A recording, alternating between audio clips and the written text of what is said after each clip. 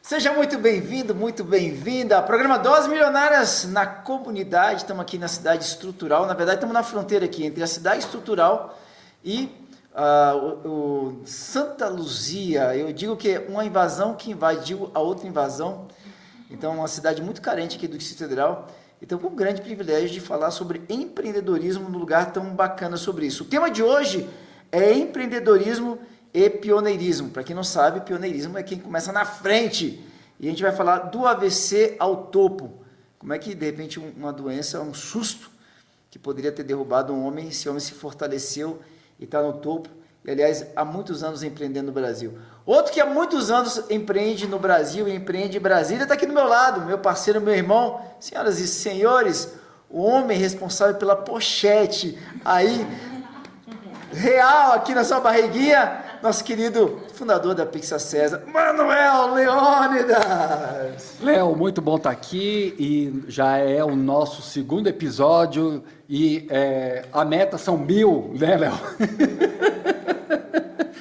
Muito bom estar aqui, Pizza César, 30 anos de mercado, mas hoje a gente está com um empreendedor que está muito mais à frente de mim, com 46 anos, então hoje eu quero aprender muito mais, com certeza, e é isso que a gente vai compartilhar experiências, trocar ideias, o que a gente pode fazer pelo outro. Ele já falou muita coisa aqui para mim antes de começar, e eu tô aqui, poxa, inspirado no que ele falou aqui, que é um exemplo de gente que ama e serve o outro. Sensacional. Maravilha. Ó, queria começar o nosso podcast aqui agradecendo o Manuel Leônidas por ter sustentado tanto essa empresa aqui do nosso convidado, tantos anos assim, engordando as pessoas para que elas pudessem queimar lá, ô Manuel. Olha, pizza engorda não, né? Bom, gente, é o seguinte, pizza é o seguinte, tem que ser com doses homeopáticas. Já quer comer tudo num dia só, não pode. Ir para um rodízio, não. Pede em casa uma, aí passa uns 2 dias, pelo menos, aí pede uma outra, vai com calma. Maravilha, maravilha. A gente ama uma pizza. Eu não sei se você sabe, eu não sei quantas pizzarias que nós temos no Brasil, mas o Brasil hoje já é o segundo maior país em academias no mundo. A gente só perde para os Estados Unidos e eu acho que se nesse ano a gente não passar os Estados Unidos, ano que vem a gente vai passar. É impressionante. Uau. Mas eu acho que a gente tem mais pizzaria do que a Itália aqui no Brasil, sim ou não? Eu acho que se colocar só São Paulo, já ganha do... E Brasília está ali em segundo lugar, em São Paulo em primeiro, Brasília em segundo. Se a gente não passar em quantidade, pessoal da Itália, desculpa, mas a pizza do Brasil é muito melhor do que a de você, é muito melhor. E ó, galera, os donos do hot dog, aqui o cachorro quente também é melhor. A gente tem a tendência de pegar as coisas e melhorar. Sabia que churros não é brasileiro? Ah, não sabia não, Vem de onde? É de um país essa aqui invenção maravilhosa. A gente transformou em algo tão bom que a gente pegou pra gente. Mas o churros original não tem recheio. Ah, Léo, interessante. Nem tem aquele açucarzinho. Mas como tudo, você falou aí, a gente aperfeiçoa. Maravilha. Vamos chamar o homem aqui? Bora. Maravilha. Ó, e é muito bacana hoje, é muito especial, porque ele, no meio da jornada dele, ele vai contar a história aqui, vai ser muito bacana de ouvir. No meio da jornada, ele encontrou um fator limitador. E a gente está numa comunidade. O Brasil já é um fator limitador por si só, mas a gente está numa comunidade que traz uma potencialização de limitadores.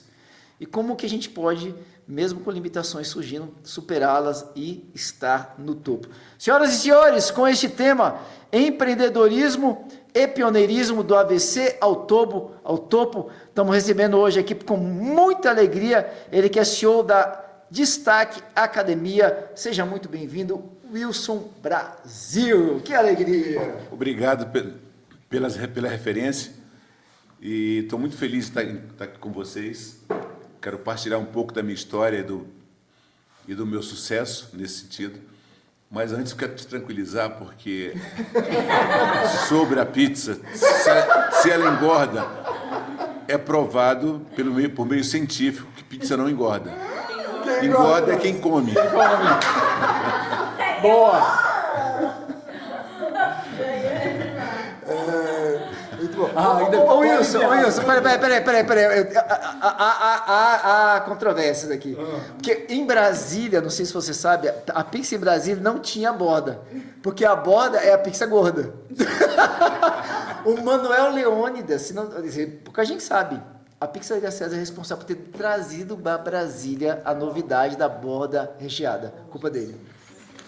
Eu tenho que carregar essa culpa pela vida toda agora, pelo resto da vida. Você sabe que eu estou em Brasília desde 69, né? E eu participei do início da pizza em Brasília.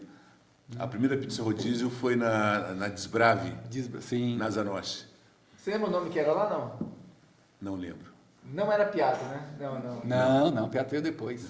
E depois foi aberto uma outra que era ali no Venâncio, no prédio do Venâncio. No Venâncio... Atrás do Pátio Brasil. Ah, sim. Ali... Sim, É da Asa Sul. Exato, na Asa Sul. Aí embaixo surgiu a segunda pizzaria, a rodízio. E na época eu estava com o quê? Com 16 anos, no auge da minha vida de atleta, comia igual um touro, e eu disputava com meu irmão, quem comia mais no rodízio. E, Tempo bom eu podia fazer isso. e nessa brincadeira era assim, primeiro lá na Desbrave, tinha um sentido que rodava, que os garçons passavam para... Então nós pegávamos a primeira mesa. Então a bandeja chegava cheia na primeira mesa e já saía vazia, tinha que voltar para pegar outra. E nessa brincadeira, o meu irmão mais novo sempre foi muito mais alto que eu. E tinha 1,90 m e poucos centímetros. E eu sempre mais mirradinho, magro e comia horrores. Aí com ele dizia assim, olha, quem comer menos paga.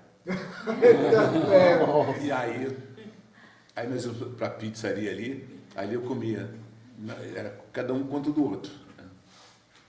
Eu comi, na época, 27 pedaços de pizzas. Não pode ser, meu irmão! Eu já comi 17. Meu irmão comeu 19. Ele saiu de lá, foi para o hospital. Nossa. E eu fui para casa. E aí vocês foram convidados a não frequentar mais. Então, assim, e era uma festa. No início da pizza rodízio, era uma festa. Porque não era só a gente. Tinha várias mesas que disputavam a comelança, né? Quando eu cheguei já era show pizza no Conjunto Show Nacional. Pizza, exatamente. Show Pizza. Era isso mesmo.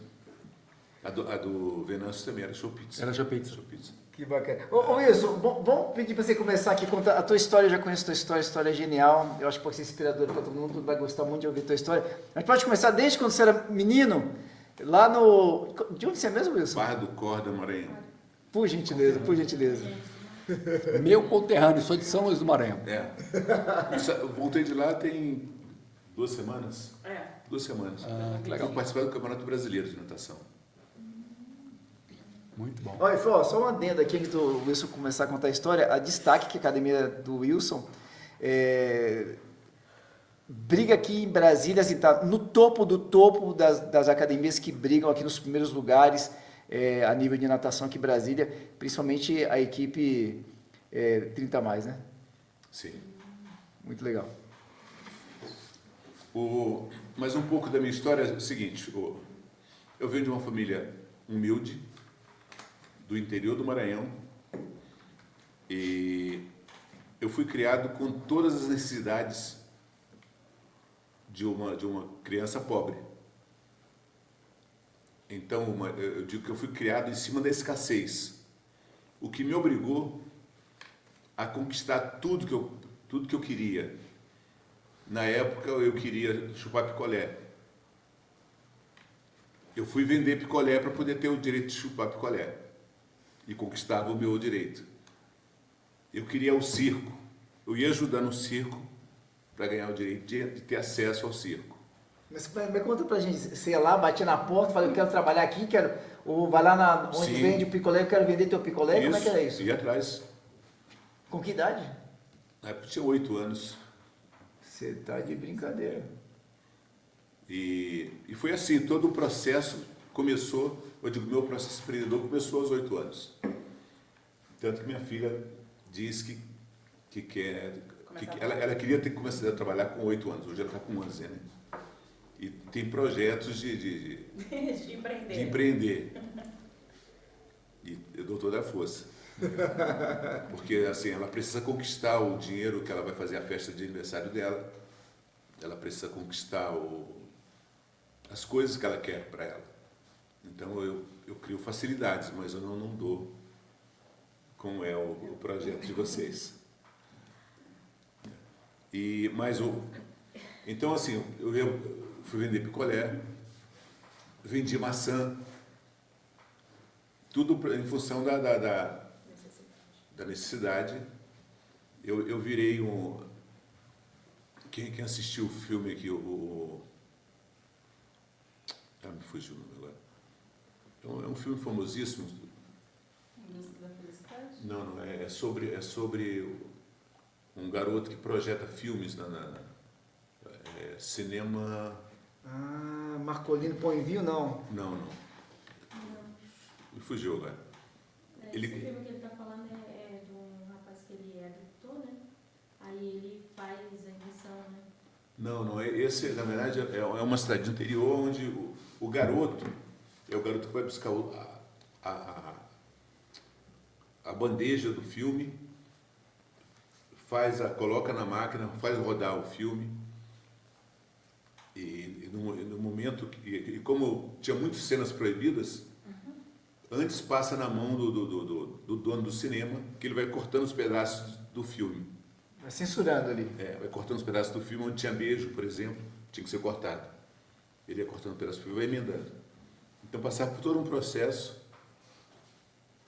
E aí o garoto, por fim, pegava todos os pedaços e emendava para assistir depois.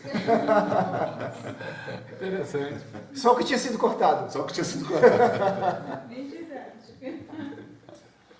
Mas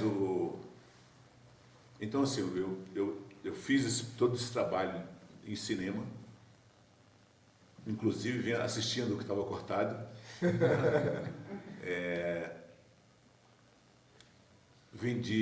Eu fui bilheteiro do cinema, vendi balinha nos intervalos do cinema, mas eu tinha acesso àquilo que eu precisava, eu conquistava.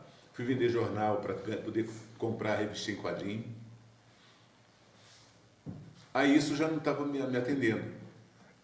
Então eu precisava de coisa que fosse mais rentável. Eu fui quebrar pedra para usinagem de concreto. Chegam as pedras grandes, você tem que quebrar e deixar ela do tamanho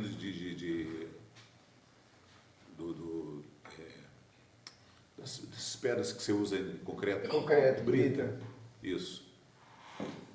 Então tinha que pegar uma pedra gigante, vai quebrando, e aí eles te pagam pelo volume que você quebra. Então isso era um processo. E ficou rentável. Aí teve uma outra situação, que eu digo que foi ali que me norteou a minha profissão, que era pegar areia lavada no fundo do rio.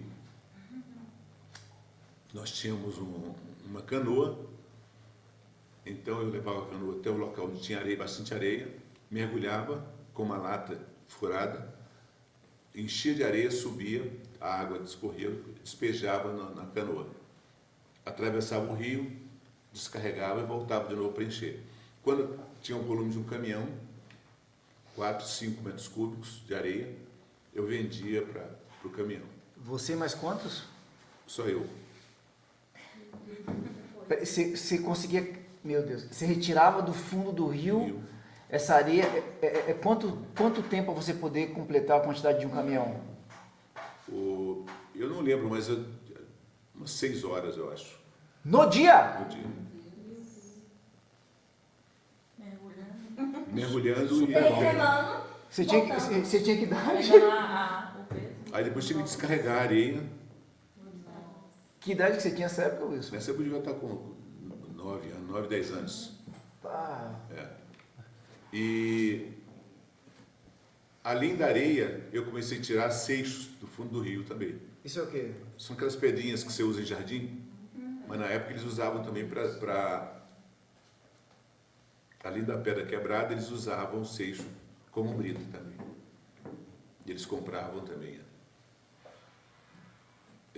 Essa brincadeira desconfigurou uma posição do rio lá, onde tinha uma ilha, na cabeceira da ilha, nós tiramos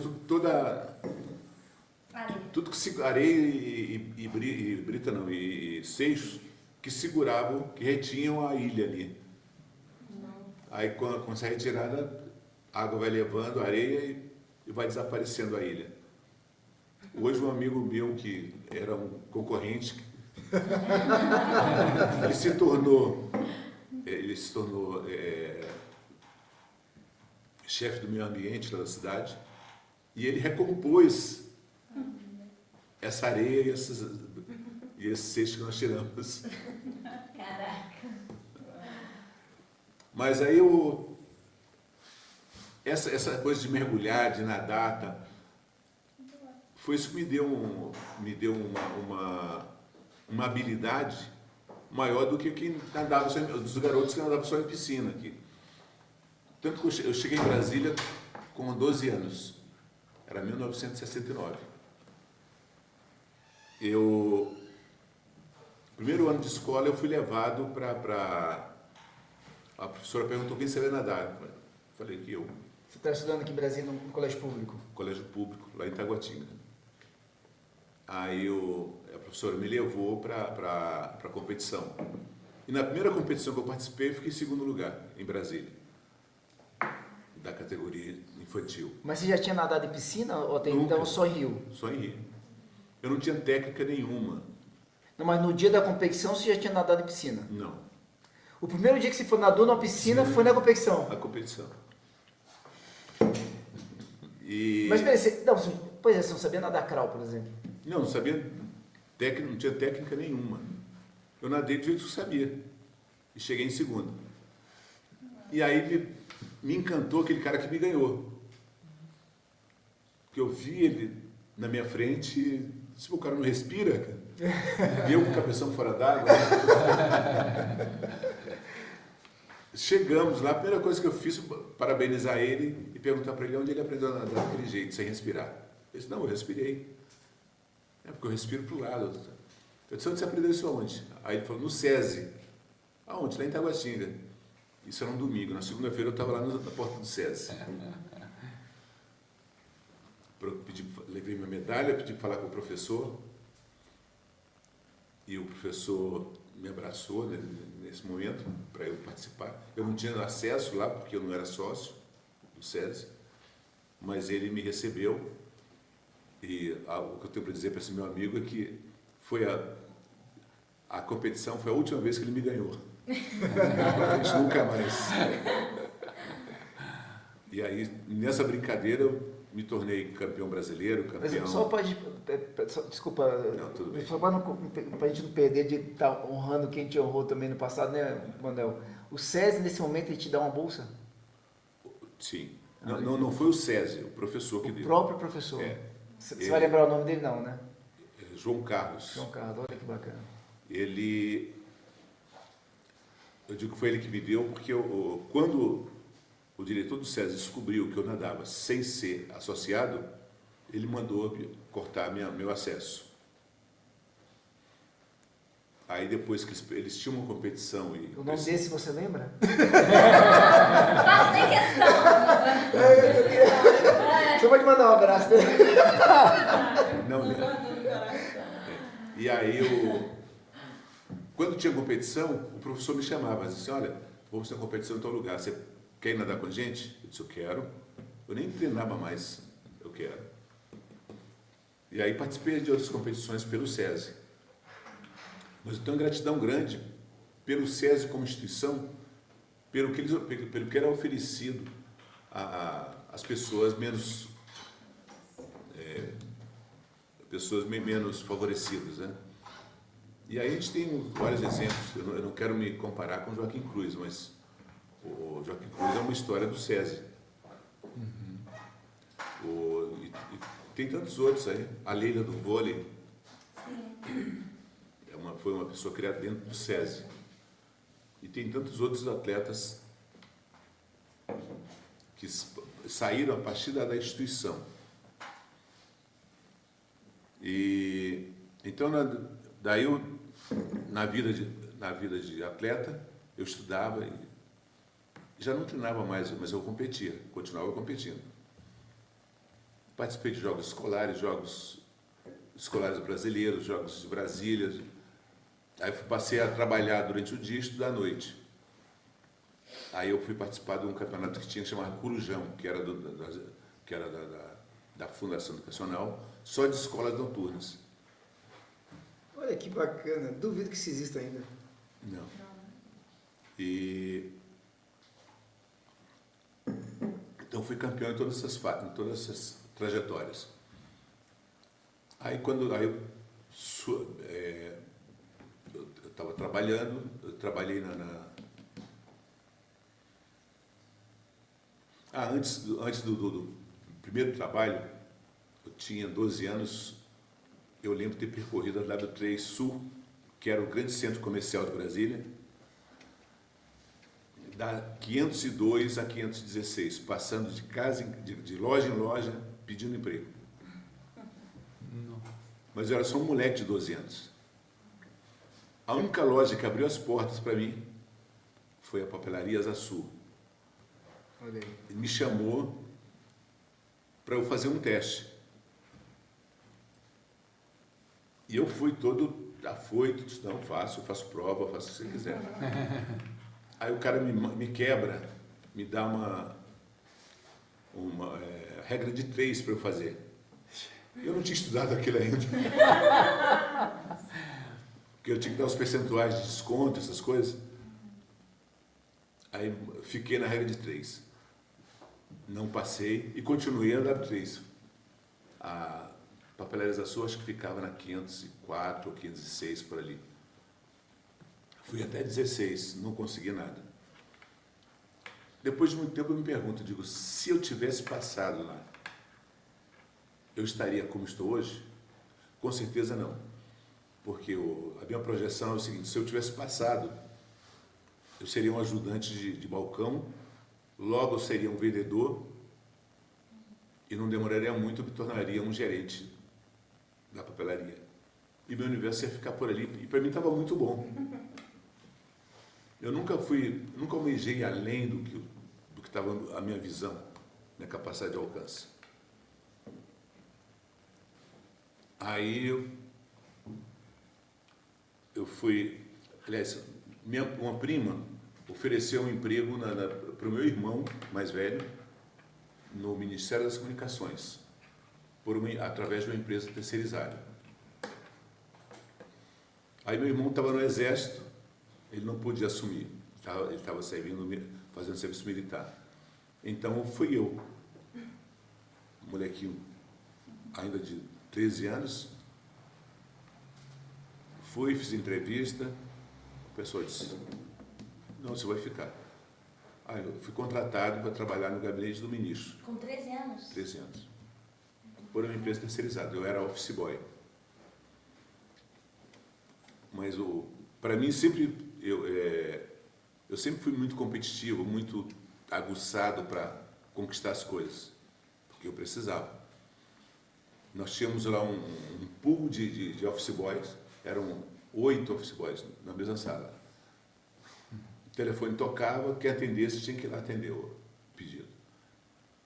Então eu era assim, o telefone tocava, eu sentava do lado do telefone. Pensa no Big Brother? Desse jeito. Big Fone. É, o Big Fone.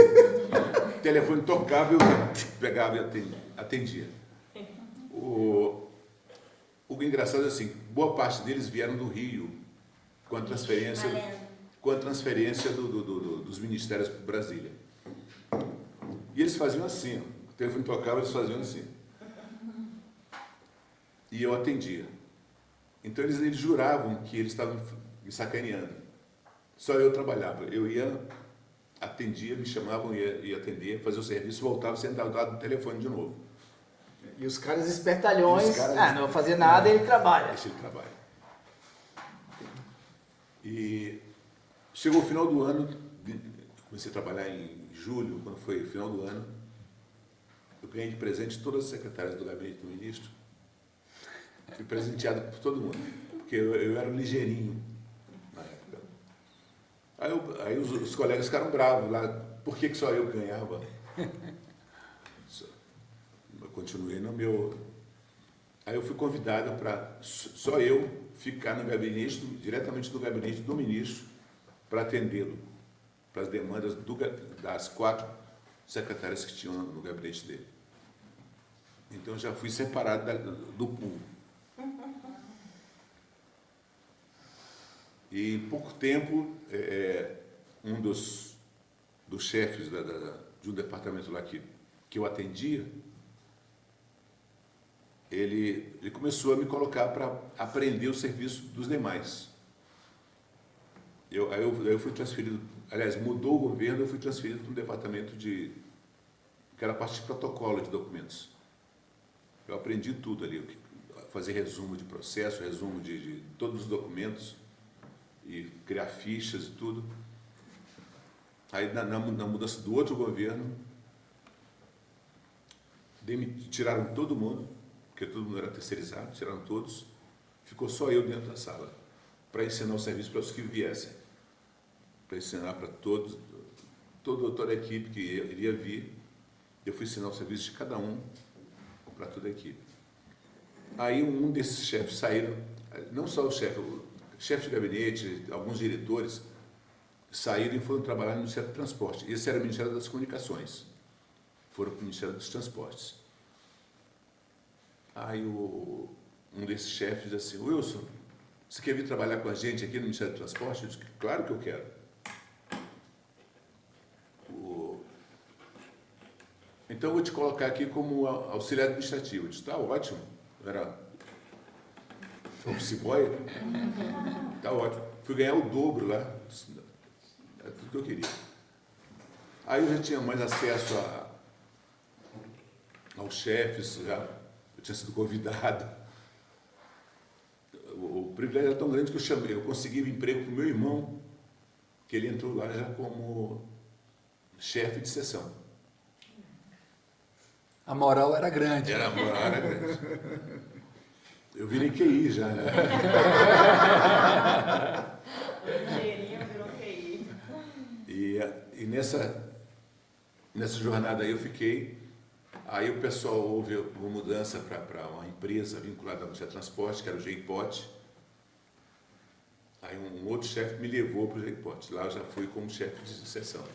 Eu tinha 17 anos, já comandando uma seção E nesse período eu já comecei a fazer educação física. Fez curso de educação física onde, Wilson? Dom Bosco. Lá Dom Bosco. Atual católica, né?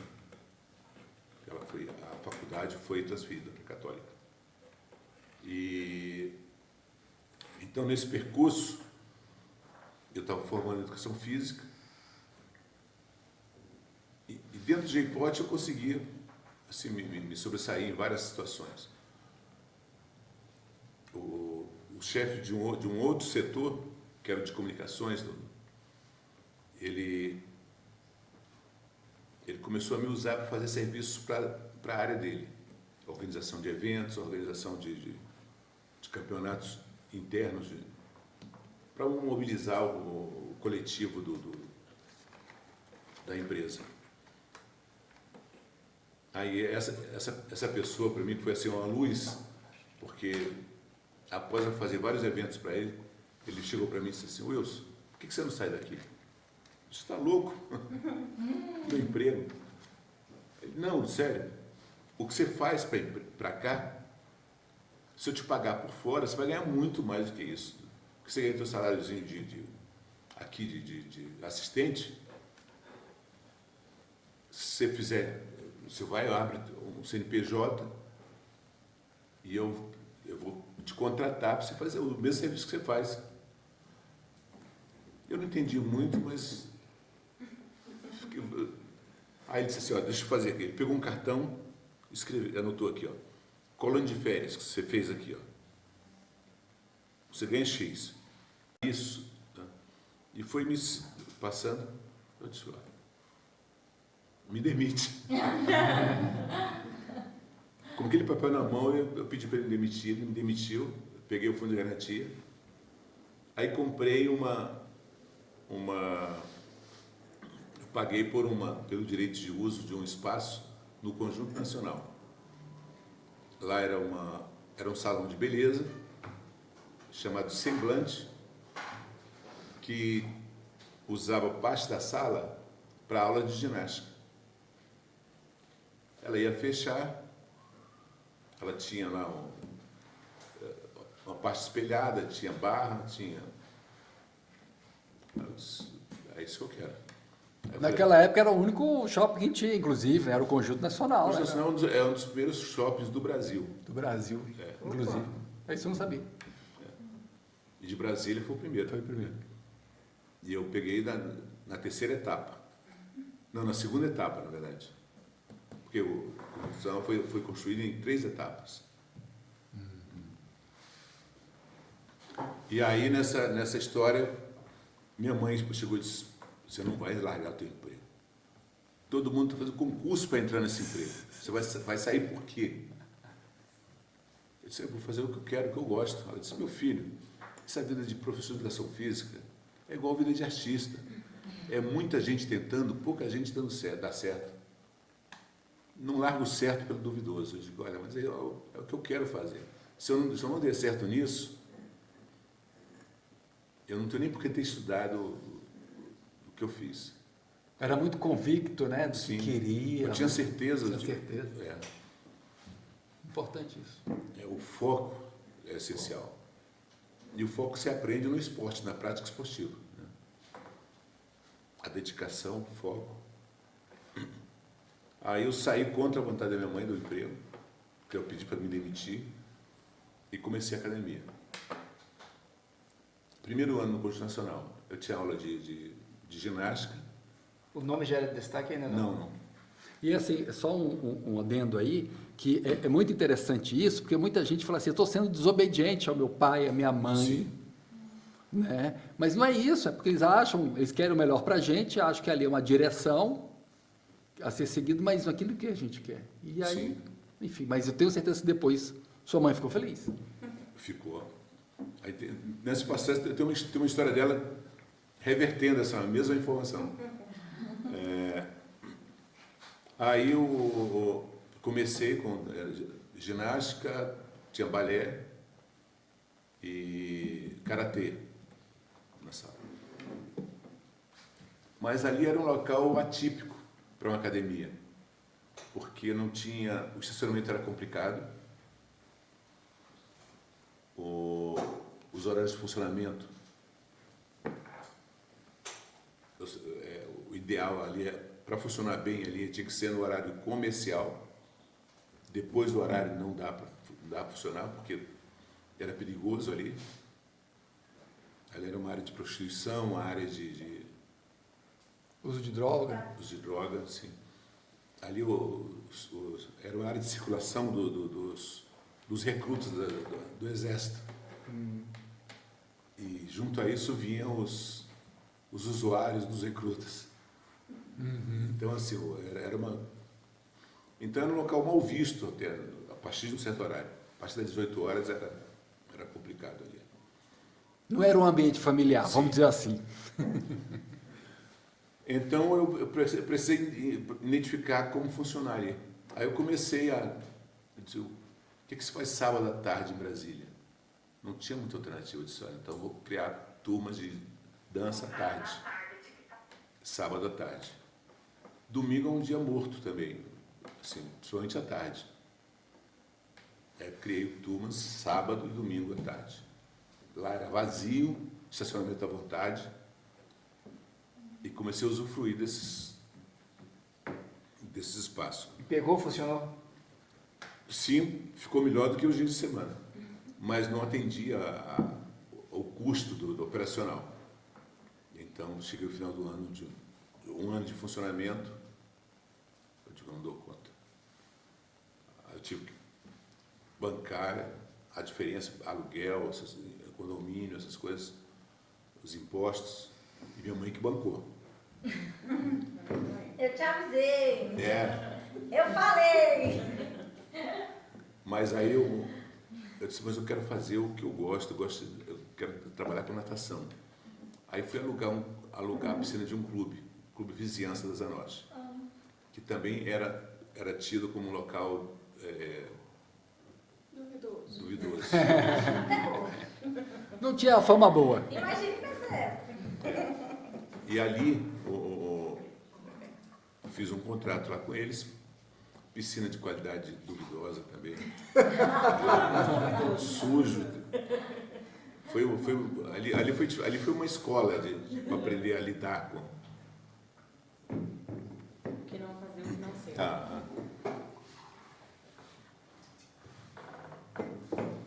E ali eu tive alguns alunos que depois ficaram famosos, que passaram por lá, mesmo pelas circunstâncias.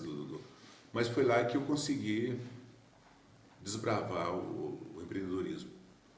Eu entrei lá com um sócio, e o sócio, com 3 semanas, ele disse, não dá. Vou embora, estou indo para Natal, eu não vou continuar. Aí voltou depois de uns 6 meses. Porque era assim, nós panfletamos a Zanotti em peso, todo o setor de ministérios, tudo panfletado. Aí eu imaginei, agora é sentar lá e esperar as matrículas, vão encher, rachar e ganhar dinheiro.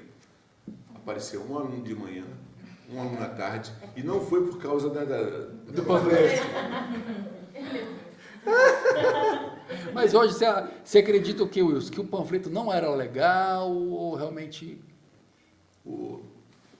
Porque o panfleto, na época que eu panfletava para pizzaria, era bom. Funcionava, né? Funcionava, não tinha internet, né? É porque, na verdade, o estudo prova que a resposta é de 1%. Mas a gente não atingiu esse 1%. Entregou na mão das pessoas erradas. Foi em lugares errados. E aí ficou um aluno de manhã e outro à tarde. Aí ele desistiu. Aí foi quando eu larguei o trabalho. Porque quando eu comecei lá na outra, eu continuava trabalhando ainda lá. Eu tinha uma flexibilidade horária, algumas coisas assim. Aí quando eu vim para a natação, aí não tinha como, né? Porque é eu que dava aula. Aí eu peguei o aluno dele, aí fiquei com o aluno de manhã e uma tarde.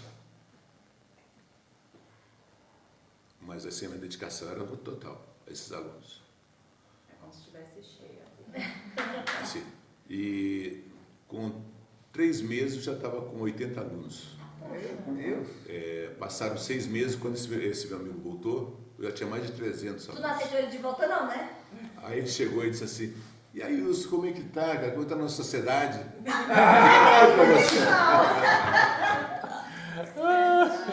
Aqui para você. Obrigada. Sociedade. Quer dar uma de governo? Boa. Porque o governo é o maior sócio que nós temos, né? É isso aí. Sabe disso, né? Sim, sim. Ele ganha sobre o faturamento, não quer saber se você tem conta a pagar, se não tem, E não faz nada. e te atrapalha. Isso te atrapalha. Ele faz você querer desistir todos os dias. Mas como minha mãe dizia assim, Boa. você é teimoso, né? Eu sou. E com essa teimosia, continuei. Aí chegou um momento que tentaram, um professor que trabalhava comigo tentou tirar o clube. Conversou com o diretor e fez uma proposta para ele se me tirasse. Gente boa. Se me tirasse, ele pagava o dobro que eu estava pagando para ficar com os 300 alunos. Só que os alunos vão lá por sua causa, né? Aí, esse professor, ele tinha sido professor da ACM, A CM, que era muito antiga. a minha concorrente na época, e saiu de lá e foi trabalhar comigo. Aí tinha se formado em Direito também, era advogado, já estava como advogado, e aí tentou agir fazendo uso da advocacia para dar rasteira. Sem novidades. Era rasteira de direita. Ou seja, de direita. Né? E aí eu fui mais... Enfrentei ele e falei para ele que se ele continuasse fazendo aquilo, eu iria denunciar ele na OAB, porque ele trabalha comigo, ele não poderia estar advogando contra mim,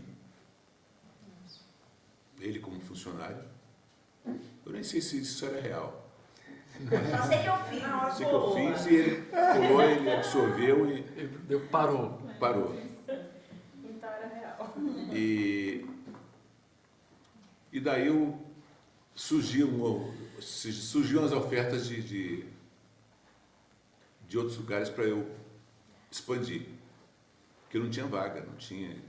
E eu comecei, o pioneirismo começou porque eu comecei a trabalhar com bebês. Na época, bebês era a partir de 3 anos. 3 anos já era bebê ainda. E era novo, porque antes disso, a natação começava aos 7 anos. Aí eu comecei com criança a partir de 3.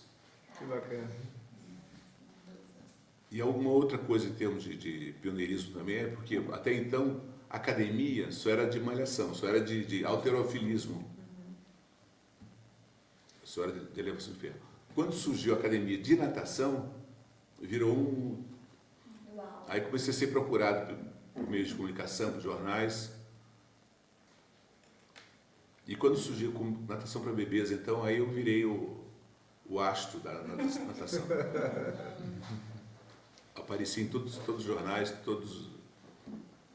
Eu já estava até preocupado porque eu tinha, em função dessa aparição excessiva, eu tinha um aluno e amigo jornalista que queria fazer comigo toda semana, queria fazer uma matéria.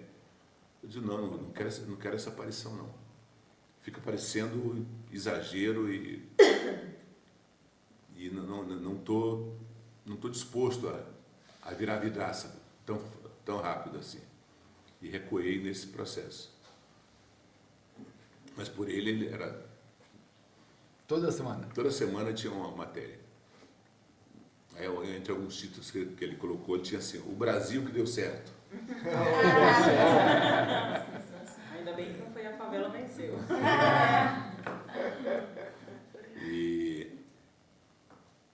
Mas aí só fui ampliando, abri mais uma escola, abri mais outra, cheguei a estar com 8 escolas e mais um escritório. Então eu trabalhava de 7 da manhã às 20 horas, dando aula o dia inteiro. Não, puxado. E a partir das 20 horas eu ia para o escritório para organizar a parte administrativa E você tá com quantos anos? Aí eu estava com 23.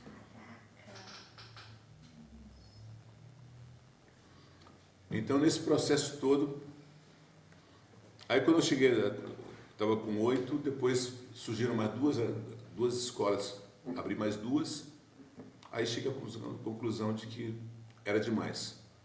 Eu não estava conseguindo, porque eu funcionava assim. Isso é um erro do empreendedorismo. Você tem você ganha X. Se eu tiver 2, eu ganho o dobro? Não. Se eu tiver 3, vou ganhar 3 vezes? Também não. Porque você dividiria 100 por 3, 100% da tua dedicação para 3, dá 33% para cada um. Mas tem uma que dá mais trabalho. Uma unidade dá mais trabalho. Aí você joga 60 para essa e 40 divide entre as duas. Então, ou seja, a que está produzindo, você oferece menos para ela. A que está dando prejuízo, você se ocupa mais com ela. Então, conta que não fecha para um investidor.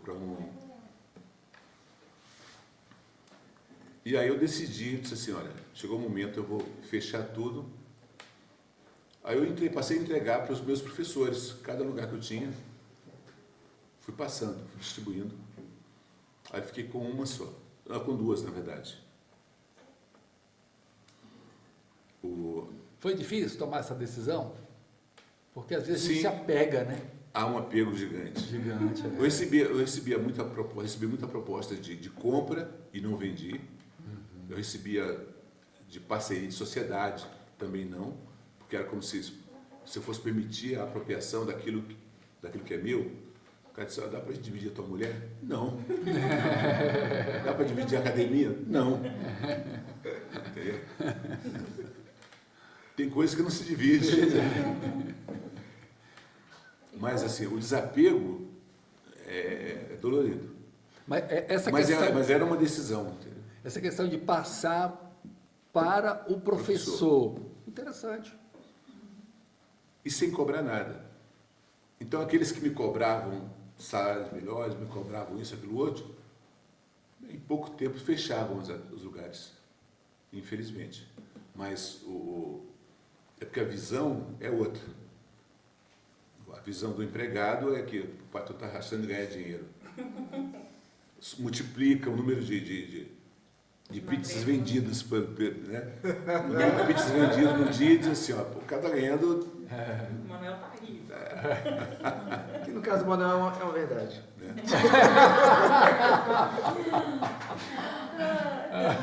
Mas é super interessante isso daí. Mas a realidade é outra. Teve algum deles que chegou a ter sucesso, que está ainda hoje no mercado, você sabe, Luiz? Alguns, não, todos eles Fecharam as unidades. fecharam e começaram de novo, né? Então, talvez hoje eles consigam conduzir. E nós estamos próximos aos 50 anos. Eu estou, inclusive, fazendo o seguinte. Vou chamar toda a equipe que já trabalhou comigo e eu fiz um troféu com a marca da Vai academia. dar spoiler, gente. Meu Deus. Essa parte vai ter que cortar. Eu vou chamar todo o pessoal que trabalhou comigo, que sou muito grato pela colaboração, e vou premiá-los com esse troféu da marca atual. Vocês estão perto de fazer 50 anos. anos. Quando? Em 2030. 2030. É porque tá... Mas até lá eu vou começar a premiação agora, porque já passaram mais de 1.000 pessoas. É muita gente. E eu vou Você já empregou mais de 1.000 pessoas na história do Destaque? Sim. E já atendemos mais de 100.000. Meu Deus do céu. Ó, pessoal, é o seguinte, tem muita coisa pra gente conversar ainda, tem a questão uma surpresa que surgiu na história do Wilson, mas vamos chamar o pessoal para poder participar aqui, pode ser, Wilson? Pode, tranquilo. Vamos começar pela nossa... Pular também. A chefa aqui, nossa chefe. Muito obrigada pela sua participação. Nossa, estou encantada. Chega, meu maxilar tá doendo, que eu tô assim. Estou muito encantada mesmo com a sua história. E a minha pergunta, né? Quando você foi falando que passou, eu me chamo Gabriela, sou a presidente do projeto Educamar. Foi isso, sobre a dificuldade, né? Sobre, assim, foi muito difícil, né? Eu fico pensando, essa transicionar algo, né? E a gente está passando por um momento desse dentro do projeto, né? Que, então, a fundadora do projeto, que era a Jéssica antes, então ela ficou 13 anos e transicionou, né? Hoje eu estou no lugar dela. E aí, quando você começou a falar, eu não. Tipo assim, muito difícil, né? Deve ter sido... muito, porque a gente se apega a isso, a gente tem um apego, assim, por aquilo que a gente fez, eu criei, é minha cara, eu não dormi, né? E aí... Vira um filho, né? E aí eu ia falar sobre isso, então, admiração total por isso aí, por ter passado, porque olha, não sei não, acho que eu ia andar xoxa, capenga e manca, mas não passaria. Não faria isso. Estou muito admirada mesmo. Mas acho que vale uma pergunta boa aqui, uma dica boa para a Gabi. A Gabi está nesse momento mesmo delicado. 13 anos de história, né, da Jéssica, a gente ainda ouve, ela ainda atua aqui dentro, está indo para uma outra jornada, mas continua aqui. Teria alguma dica daquilo que você aprendeu, assim, sei lá, o professor nunca veio aqui me pegar uma dica, teve alguma coisa assim, por que o cara não me procurou? Que você poderia dizer assim, que quando você olhava, você falava assim, poxa, por isso que fechou, por isso que não deu certo. Você pode dar algumas dicas aqui nesse processo transitório, o que é importante para dar sucesso? Uma dessas histórias foi ele começou como estagiário, depois virou professor, Depois de 8 anos na academia, ele pediu para sair. Ele estava indo embora também para Natal. E que o pai dele distribuiu um dinheiro para ele, para os irmãos, e ele queria montar alguma coisa para ele. Então ele escolheu o Natal, que era a cidade de origem dos pais. E lá ele abriu uma academia. Na época em que ainda a ligação interurbana era cara. DDD. Ele me ligava de Natal e ficava, Wilson, cara, como é que você fazia isso? Como é que funciona isso? Para fazer a filtragem, como é que é a filtragem da piscina? O processo de vendas do treinamento que você dá para as meninas da recepção. Tem como você me passar um material do treinamento? E a aula de bebês, tem como você me passar como é que funcionam as aulas de bebê? Eu falei, Renato, você teve 8 anos comigo, 8 anos de oportunidade, e você, como professor, se restringiu só a dar aula. Terminou a aula, você ia embora. Você nunca desceu na casa de máquinas, nunca perguntou qual o nível de cloro da piscina, qual o pH da água. Você nunca viu a dificuldade das meninas para vender um serviço que você entregava. E agora você quer que te passe tudo isso em papel. Me desculpa, mas você vai ter que ralar um pouquinho mais. Aí hoje ele está lá, continua lá, mas ele já passou por academia, imobiliária. Hoje ele está como corretor, acho que ele está bem como corretor. Mas assim, se você não se conforma e acha que está tirando proveito do patrão só cumprindo o horário é o de menos. Sim. O que você sabe fazer? Aí eu cito até quando eu fui trabalhar no protocolo do Ministério das Comunicações, eu aprendi todas as atividades que tinham dentro da sala. Por isso que eu fui chamado para outra empresa, para outro ministério. E somente você? Sim.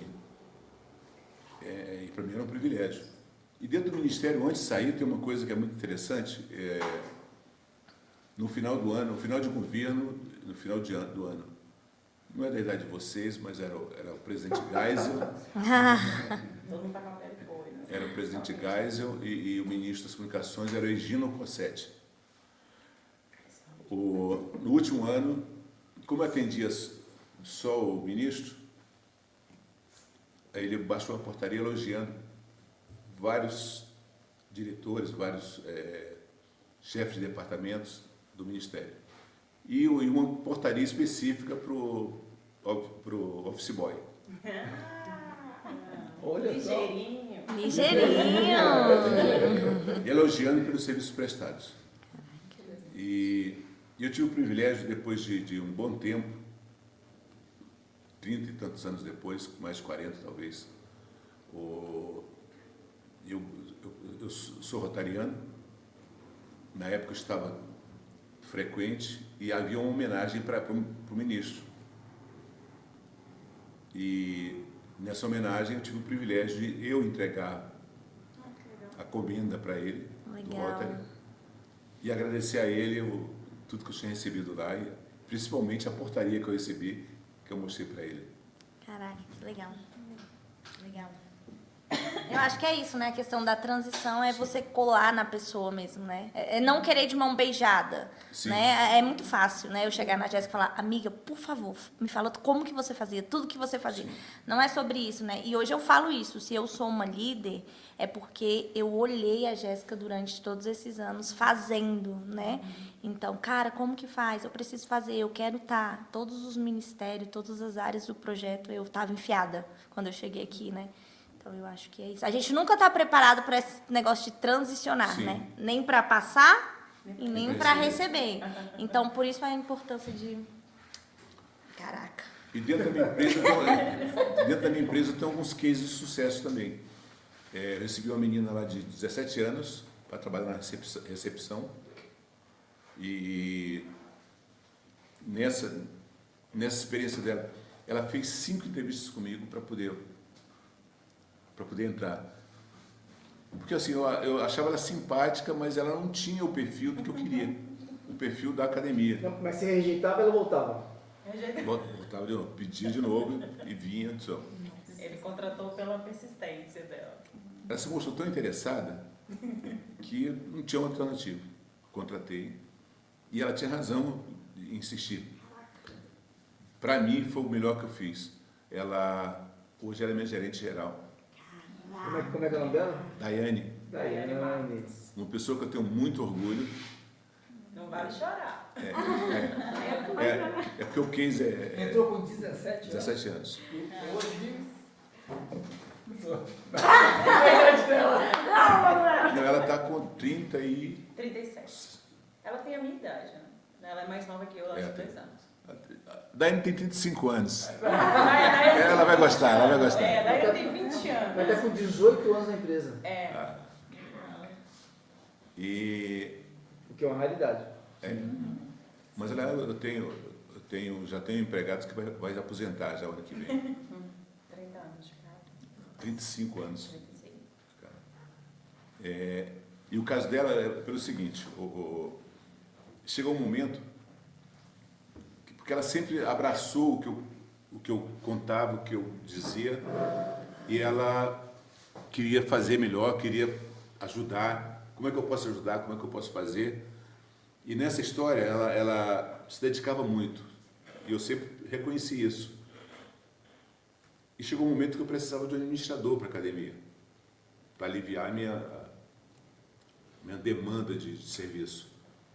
Aí eu falei para ela, disse, Daiane, aliás, eu contratei a pessoa e chamei ela e disse assim, olha, esse cargo era para ser seu, ninguém mais conhece a academia do que você, mas infelizmente você não tem estudo, você não tem vocabulário, você não tem, para lidar com os pais, lidar com os alunos. Então, estuda. Ela topou o desafio. Aí, ela saiu da minha sala chorando. No dia seguinte, ela chegou lá e disse assim, está aqui a minha inscrição na faculdade. Está estudando até hoje.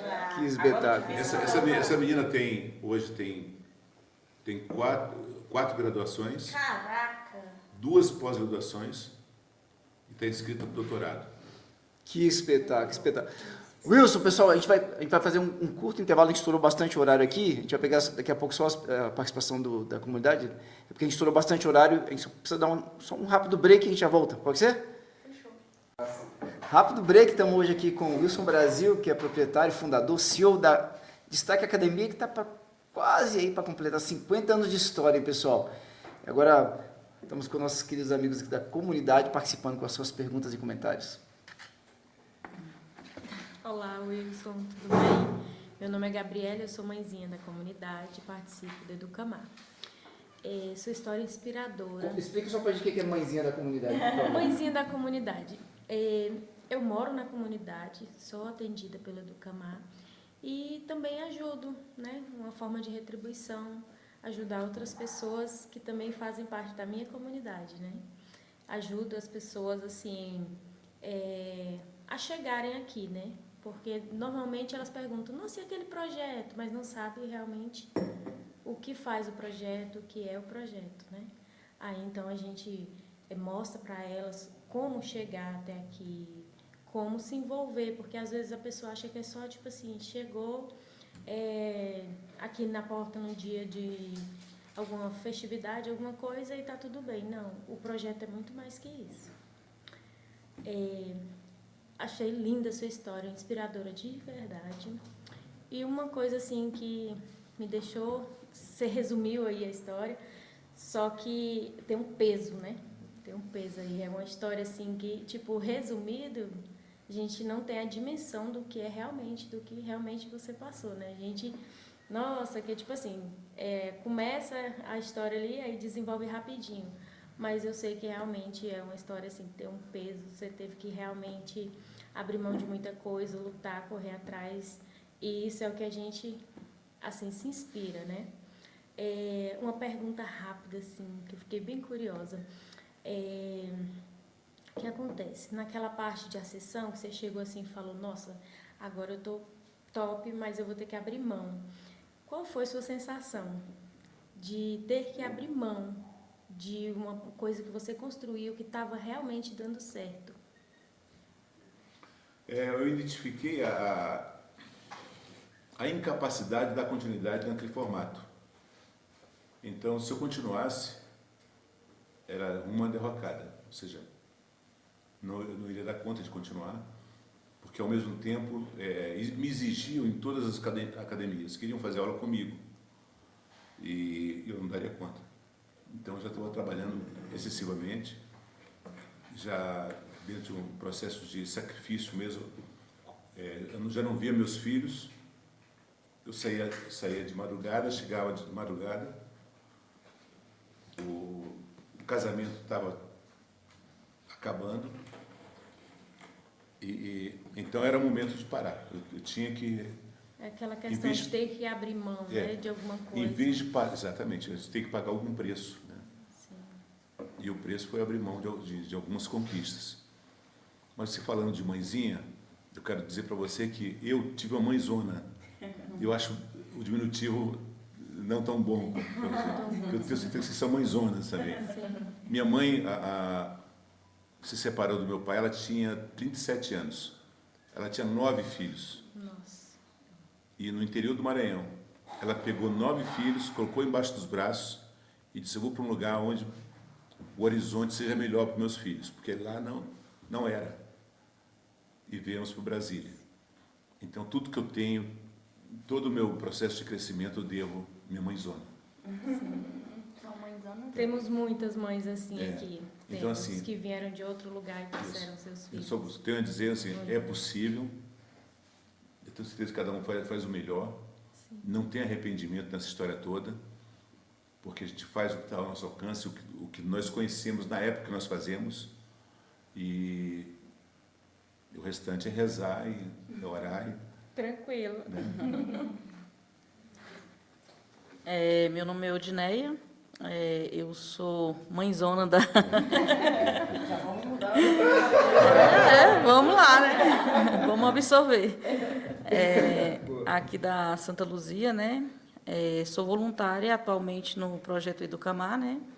Que a gente quer também repassar, né?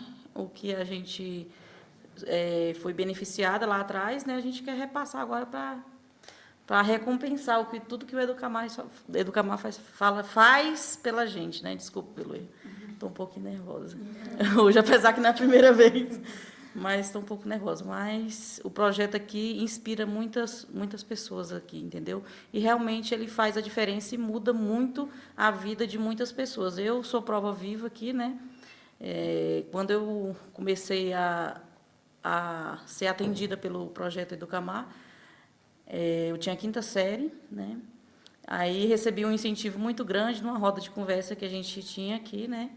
Que era lá embaixo, né? O projeto antigamente era lá embaixo, né? Na Santa Luzia. E voltei a estudar, terminei meu ensino médio, entrei num curso técnico de enfermagem, né? Concluí, estou atuando na área, né? Atualmente, né? E pretendo continuar estudando, né? Porque acho que hoje em dia o que a gente absorve mais é os estudos, né? A gente sempre tem que aprender, né?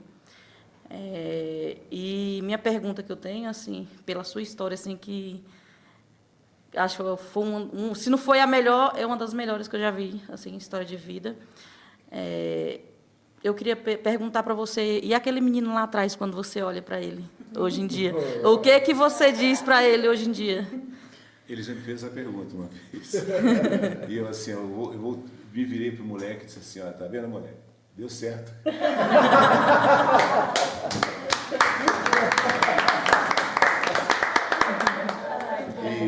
E dizendo, você falando que do retorno que você quer dar do que você recebeu, eu tenho muito isso comigo. Eu digo assim, eu conquistei, não foi fácil, mas eu conquistei muito mais do que eu preciso até. Então eu me sinto na obrigação de contribuir com outras pessoas. Como eu me dedico aos meus empregados, o esforço que eu faço, eu procuro dar o melhor salário, procuro dar condições de estudo para eles. Todos eles eu incentivo a estudar, porque a educação não resolve, mas transforma. Transforma isso. Muito bom, muito bom. É. A gente tem mais 3 minutinhos de memória ali, Fernanda. Tempo dela, nem precisa. Wilson, vou ser bem rápida, né? Eu sou Kelma Silva, entrei na comunidade como mãe da comunidade, hoje faço parte do projeto como voluntária e faço parte da liderança também. A sua história é de um nível de impacto assim, muito profundo. Admiro o empreendedorismo porque empreendo, e o que eu percebi na tua trajetória é que você conseguiu empreender onde você encontrou uma porta aberta, e para mim essa é a faculdade do empreendedor, né? Você entrar, a porta que você encontrar aberta, você tratar como uma empresa pessoal, né? E você honrou todas as oportunidades que você teve. E o que me chamou a atenção, como a pergunta, o que foi que te provocou a inovar com a natação para os bebês? Dentro da minha área de educação física, eu sempre estudei muito. E eu descobri que na Rússia havia experimentos com bebês no mar. E eu comecei a estudar sobre isso, pesquisar sobre isso. Tinha muito pouca informação. Depois eu entendi que na Alemanha também eles estavam já trabalhando não era natação para bebês, mas era estimulação precoce com bebês na água. E aí eu vi no Fantástico um professor do Rio fazendo uma demonstração. E nessa demonstração eu disse, é isso que eu quero. Fui para o Rio de Janeiro atrás dele. Caraca! E ele fez todas as explicações para dificultar qualquer tentativa de não mexe com isso, porque é perigoso, porque eu já quebrei o braço de criança, eu já tenho que trabalhar com um balão de oxigênio do lado, porque pode precisar. Me colocou todos os medos possíveis, mas eu não acreditei nele. Caraca! E vim experimentar, comecei a experimentar. Então, comecei a trabalhar com criança de 3 anos, fui trabalhar com criança de 2, depois de 1, depois de 6 meses, depois comecei a trabalhar de 3 meses. Aí, quando foi meus filhos, eu coloquei com menos de 1 mês na água. Meu Deus! Meu Deus. Meus netos também, todos entraram com menos de 1 mês. Filho de funcionário também. E filhos de funcionários também. Reforçando aqui ainda a resposta dela, o que me motivou. O que me motiva na minha profissão é transformar pessoas. E nisso eu tenho convicção. E eu tenho um outro case muito interessante. Chegaram um casal de gays na minha academia me pedindo uma bolsa para os garotos que eles atendiam. Ele disse que tinha um trabalho com menores carentes, pessoal em área de vulnerabilidade, e se eu podia atender, porque eles trabalhavam com a parte de desfile, de teatro. Aí eu disse que sim. Recebi os 2 garotos. Eles aprenderam a nadar e em pouco tempo eles começaram a competir. Eles tinham 16 anos, mais ou menos. Aí, quando um deles fez 18 anos, eu perguntei se ele queria trabalhar com a gente. Ele disse que sim, queria muito. Aí eu contratei para trabalhar com a gente. E nesse período, ele trabalhou na manutenção. Ele trabalhou com a gente 2 anos mais. E aí ele conseguiu um emprego melhor. Aí veio todo choroso, dizendo que precisava sair. Eu disse, segue teu caminho, você tem que procurar o que é melhor para você. Se tem algum lugar te oferecendo mais, você tem que ir. Vê o que ela tem para te oferecer além do salário. E segue. Aí ele foi. Aí saiu da academia, não vejo ele há 30 anos.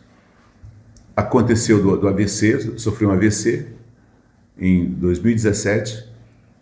2 anos depois do AVC, ele aparece na academia.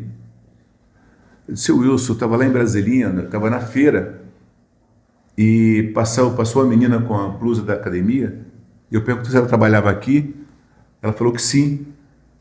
E eu perguntei para o senhor, ela disse que o senhor tinha sofrido um AVC, e eu precisava lhe ver, saber como é que o senhor estava. Aí ele foi lá me visitar. Fiquei super comovido com a gratidão dele, com o gesto dele. Aí eu falei para ele: e aí, e você, como é que você está? Ele: não, está tranquilo, continuei estudando. Tudo. Hoje eu sou vereador lá em Brasilinha. Brasilinha. E eu tenho tudo para agradecer ao senhor pela oportunidade que você me deu, porque tudo que eu conheci, eu via minha vida no limite. Eu não achava que existia coisas que o senhor me mostrou aqui fora. Eu sempre levo a restaurantes bons, levo a turma toda. Levo a lugares... Mas levo com propósito, assim, ó. Vamos no restaurante, aí eu mando o pessoal da limpeza dizer assim, ó: quero que cada um vá no banheiro e vejam quais são os defeitos que vocês veem no banheiro. Caraca. E anotem, para depois de falar em reunião.